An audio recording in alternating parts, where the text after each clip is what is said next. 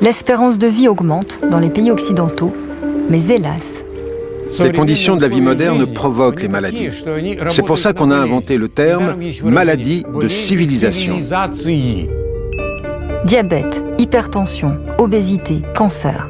Le nombre de maladies explose, celui de la consommation de médicaments aussi. Les effets secondaires de certaines béquilles chimiques défraient régulièrement la chronique.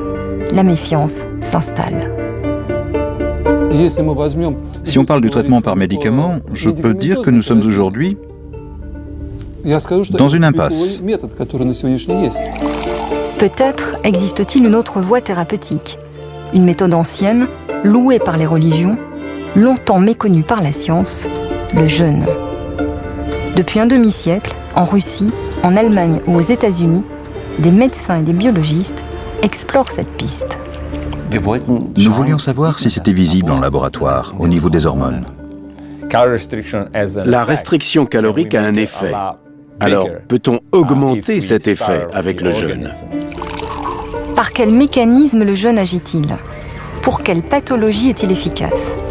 Les résultats sont étonnants, notamment dans le traitement de la maladie du siècle. C'est une nouvelle approche au traitement du cancer.